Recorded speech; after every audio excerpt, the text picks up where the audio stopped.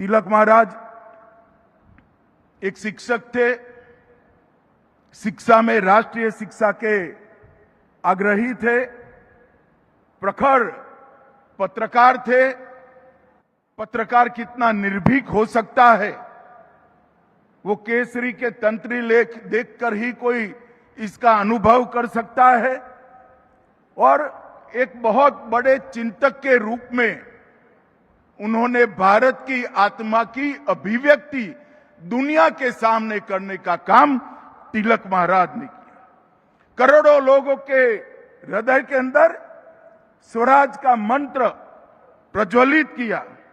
एक युग पुरुष, एक महान शिक्षक, एक निर्भीक पत्रकार, चिंतक, कर्मयोगी, लोकमान्य बाल गंगाधर तिलक की जोड़ पूरे स्वतंत्रता संग्राम में किसी के साथ मेल नहीं खाती है, वो सबसे ऊपर थी। मित्रों, इन्होंने अभी मुझे भी गुजराती में तिलक महाराज की गीता का अनुवाद दिया गया।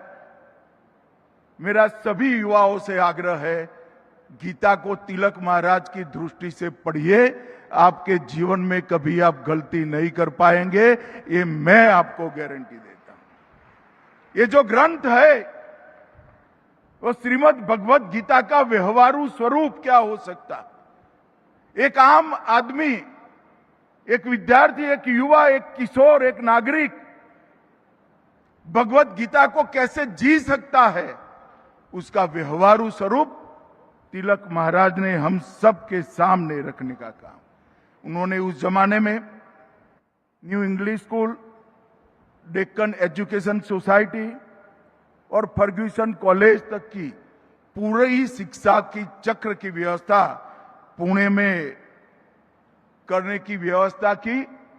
और उन्होंने बुद्धि को ज्ञान देना ये शिक्षा का काम है।